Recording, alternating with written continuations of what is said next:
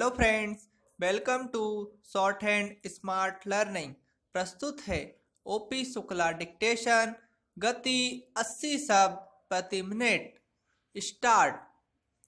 सभापति महोदय, आग लगने के बाद कुआं खोदने की जो प्रथा है वह बंद होनी चाहिए।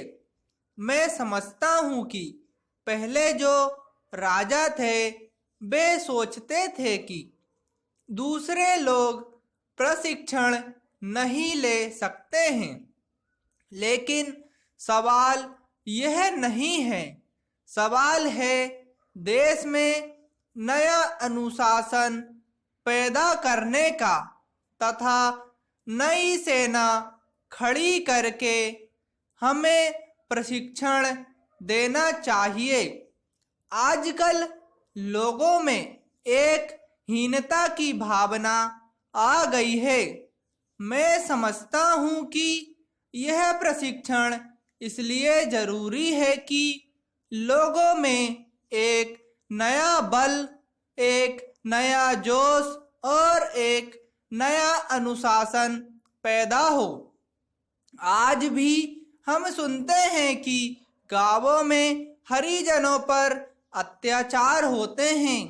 हरिजनों पर जो हमले वहां होते हैं उनका मुकाबला वह लोग नहीं कर सकते हैं, क्योंकि उनको राइफल चलाने का ज्ञान नहीं है। आज शांतिपूर्ण हरिजनों पर अत्याचार होते हैं। मैं तो यहाँ तक कहता हूँ कि पुरुषों को ही नहीं, महिलाओं को भी यह प्रशिक्षण मिलना चाहिए। आज हम 20 करोड़ रुपए अपनी रक्षा पर खर्च करते हैं। इसके बजाय अगर देश का बच्चा बच्चा जानदार आदमी बन जाए और राइफल का प्रशिक्षण लिए हुए हो तो मैं समझता हूँ कि इतना पैसा देश के विकास के काम में खर्च हो सकता है। लेकिन हमने कभी भी इस बात को नहीं सोचा। पहले जो इस देश के बड़े बड़े लोग थे उन्होंने अपनी राइफल ले ली, उन्होंने उसको चलाने का प्रशिक्षण ले लिया, यह समझकर कि यह काम किसी खास जाति का है।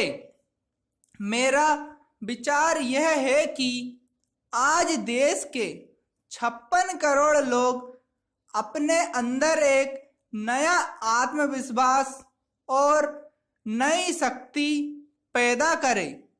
इसके लिए यह राइफल प्रशिक्षण सबके लिए अनिवार्य होना चाहिए। जब यह अनिवार्य होगा तभी लोगों में आत्मविश्वास पैदा होगा और नई चेतना पैदा होगी। इससे लोगों में आत्महीनता की भावना मिट जाएगी और वह समझेंगे कि देश की रक्षा करने की ताकत हम में भी है। आज जो हरिजन आदि लोग हैं उनमें एक बात घर कर गई है कि राइफल और बंदूक उनके बस की बात नहीं है, लेकिन यह आत्मरक्षा का सवाल है, यह देश की रक्षा का सवाल है।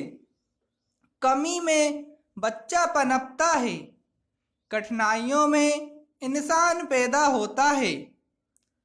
जब आप जीवन को नई स्थिति में बदलेंगे तब मस्तिष्क बदलेगा।